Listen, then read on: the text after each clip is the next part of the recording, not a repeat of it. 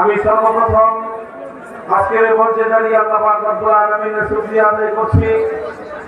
যে মহান রব্বুল আলামিন বাংলাদেশের মানুষের বুকের উপর থেকে জগদ্দল পাথরের মতো চেপে বসা স্বৈরাচারী নব্য ফেরাউনি গোষ্ঠী জালিম স্বৈরাচারী শেখ হাসিনা সরকারকে উৎখাত করে দিয়ে এদেশের মানুষকে নির্বিঘ্নে বিশ্বাস গ্রহণ করার সুযোগ করে দিয়েছেন।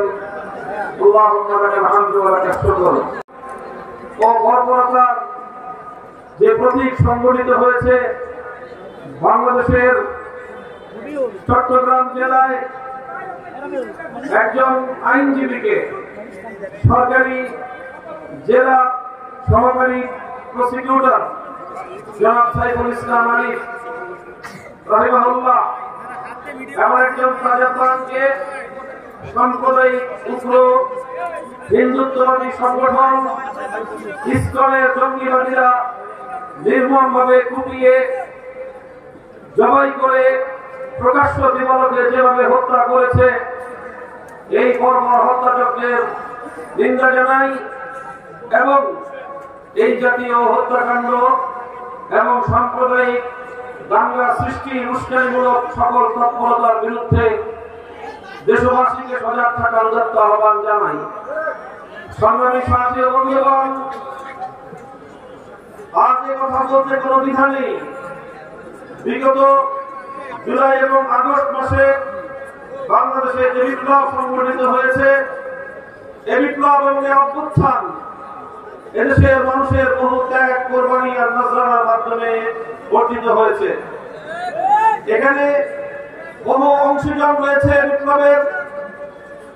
জালিম স্বৈরাচারী শেখ হাসিনা 15 বছরের জুলুম এবং অত্যাচারের স্টিম রোলারে নিষ্পেষিত হয়েছে বাংলাদেশের মানুষ, অত্যাচারে নিষ্পৃষ্ট হয়েছে বাংলাদেশ এবং বাংলাদেশের রাষ্ট্রীয় সকল স্থাপনা, সকল প্রতিষ্ঠান, এমনকি গোটা বাংলাদেশের সকল অস্তিত্ব, বাংলাদেশের বিশ্ব দরবারে সমুজ্জ্বল যে ভাবমূর্তি সব কিছুকে ম্লান করে দিয়ে বাংলাদেশকে ধ্বংসের দ্বার প্রান্তে দাঁড় করিয়ে দিয়েছিল। এই দীর্ঘ অত্যাচার, অবিচার এবং হত্যাযজ্ঞে অনেকেই ক্ষতিগ্রস্ত হয়েছে। তবে সবচেয়ে বেশি যে শ্রেণী শেখ হাসিনা এবং তার ফ্যাসিবাদের আক্রমণের শিকার হয়েছে, শ্রেণী হিসেবে তারা সবচেয়ে বেশি হলো ইসলামী জনতা, এদেশের আলেম সমাজ।